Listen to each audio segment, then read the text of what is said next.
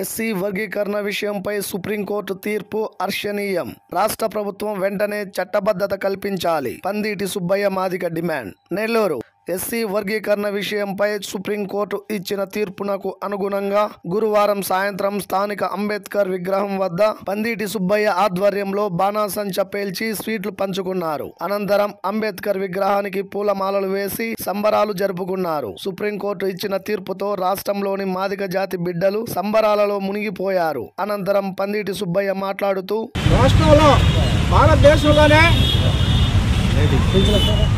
సుప్రీంకోర్టులో మాదిగల చిరకాల కోరిక ఎస్సీ వర్గీకరణ 1996-97లోనే ఉమ్మడి రాష్ట్రంలో ఎస్సీ వర్గీకరణ చేసిన అప్పుడు ముఖ్యమంత్రి నారా చంద్రబాబు నాయుడు గారు అప్పుడు రాష్ట్రపతి ఆర్డినెన్స్ ద్వారా ఎస్సీ వర్గీకరణ చేసి మాదిగలకి అనేక వేల మందికి ఉద్యోగాలు వచ్చిన సందర్భాలు ఎన్నో ఉన్నాయి. కానీ కొన్ని అనివార్య కారణాల వల్ల సుప్రీంకోర్టులో ఈ ఎస్సీ వర్గీకరణ కేసు కొట్టేయడం జరిగింది. అదే సుప్రీంకోర్టులో ఈరోజు 7 మంది బెంచీలో ఎస్సీ వర్గీకరణ అనే అంశము చాలా న్యాయమైన డిమాండ్.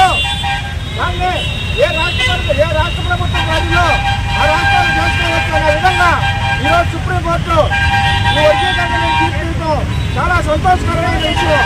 ఎందువల్లంటే ఎస్సీ వర్గీకరణ అనేది ఒక సామాజిక న్యాయం, ఒక న్యాయంగా పోరాటం చేస్తున్నాం. గత 30 సంవత్సరాల నుంచి కూడా అలుపెరగకుండా మాదిగలకి న్యాయమైన డిమాండ్ కోసం పోరాటం చేస్తున్నాం. ఎందువల్లంటే మేము ఎవరు ఆస్తులు అడగకుండా ఎవరి అడగకుండా మాకు వచ్చే వాటా మాకు ఇవ్వాలని మేము చాలా కష్టంగా అడుగుతూ ఉన్నాం. అందువలన ఈరోజు న్యాయమైన కోరిక కాబట్టి న్యాయం అనేది కొద్దిగా లేట్ అవ్వచ్చేమో కానీ ఎప్పుడు కూడా న్యాయం ధర్మం కలుస్తుందని దీనికి ఉదాహరణ ఎస్సీ వర్గీకరణ ఒక సుప్రీంకోర్టు జడ్జిమెంట్ అని మేము తెలియజేస్తా ఉన్నాం. అందువలన రాబోయే ప్రభుత్వాలన్నీ కూడా అన్ని రాష్ట్ర ప్రభుత్వాలు కూడా ఈరోజు ఎస్సీ వర్గీకరణ కట్టుబడి అన్ని రాష్ట్రాలు కూడా సుప్రీంకోర్టుని తీర్పును అమలు చేసి మాదిగల చిరకాల కోరిక తీరుస్తాయని మేము ఎంతో ఆశపెట్టుగా ఉన్నాము.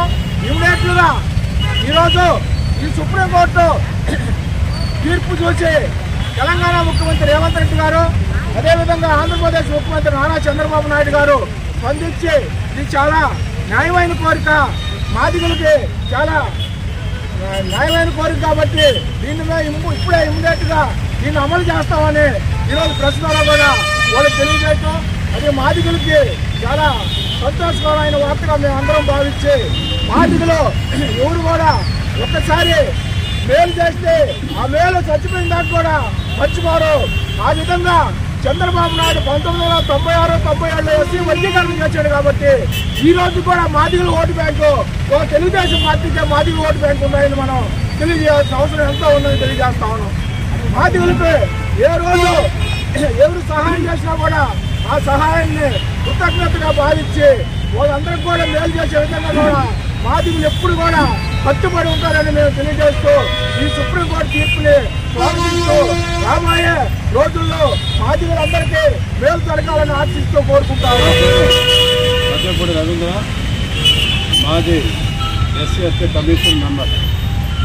మరి ఈరోజు ఏదైతే సుప్రీంకోర్టులో సంచలనాత్మకమైన తీర్పు ఇవ్వడం జరిగింది, మాదిగ ఉపకులాలకు సంబంధించి ఆ యొక్క తీర్పు రావటం మేము అభినందిస్తున్నాం.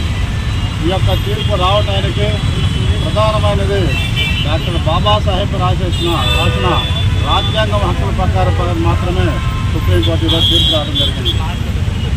ఆర్టికల్ 341 ప్రకారం ఏ రాష్ట్రాలు అయితే వెనకబడి ఉంటారో, ఏ జాతులు అయితే వెనకబడి ఉంటారో ఆ యొక్క జాతీయ అభివృద్ధి మనుగడ కోసము ఆర్టికల్ 341 ప్రకారము వర్గీకరణ చేసుకోవచ్చని కూడా ఆ రోజు బాబాసాహెబ్ అంబేద్కర్ చెప్తున్నారు.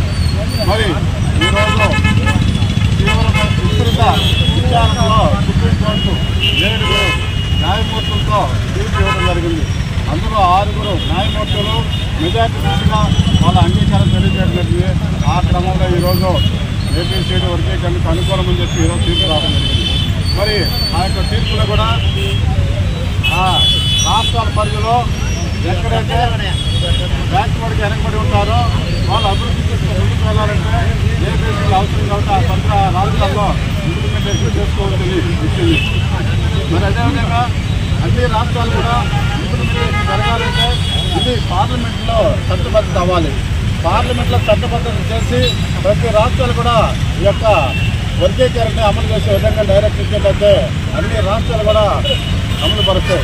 అలాగే పక్షంలో అనుకూలం ఉన్న రాష్ట్రాలు చేస్తున్నారు, మరి అనుకూలం లేని దగ్గర అవి నీరుగార్చే దిశగా ఉంటుంది. కాబట్టి వెంటనే దీన్ని రాష్ట్ర ప్రభుత్వాన్ని మరి కేంద్ర ప్రభుత్వాన్ని కూడా మేము అభినందిస్తున్నాం. ఈ యొక్క సుప్రీంకోర్టులో ఈ విధంగా ఏబిసిడి వర్గీకరణకు అనుకూలంగా తీర్పు వచ్చినందుకు అన్ని ప్రజా సంఘాల వారికి మరి అందరికీ కూడా పేరు పైన ధన్యవాదాలు తెలియజేస్తున్నాం. అన్ని పార్టీలు కూడా ధన్యవాదాలు తెలియజేస్తా ఉన్నాం. కాబట్టి ఈ యొక్క వర్గీకరణ ఇంప్లిమెంటేషన్ దిశగా అన్ని పార్టీలు కూడా సంఘీభావం తెలియజేయాలి. దీంట్లో ఒక కొడుకు 4 కొడుకులుంటే ఏ విధంగా అయితే ఒక తండ్రికి 4 కొడుకులుంటే ఏ విధంగా ఆస్తి పంచుకుంటారో ఆ విధంగా ఆస్తి పంచగా కానీ ఎవరు ఒకరొకరు తీసుకునే పరిస్థితి లేదు. కాబట్టి మళ్ళీ అందరం కూడా ఇక్కడ ఎస్సీలలో అత్యధికమైన భావం లేదు. మళ్ళీ అందరం కలిసి మనకు రావాల్సిన జనాభా దామాషులుగా రావాల్సిన ఇంకా అదనపు వర్గీకరణ మన అదనపు ఉద్యోగాలకు మనం సాధించే దిశగా అందరూ కలిసి పనిచేస్తామని తెలియజేస్తున్నాం. మరి ఏదేమైనా ఖచ్చితంగా తీర్పు ఇచ్చిన దానికి సుప్రీంకోర్టుకు మరొకసారి ధన్యవాదాలు తెలియజేస్తున్నాం. Thank you.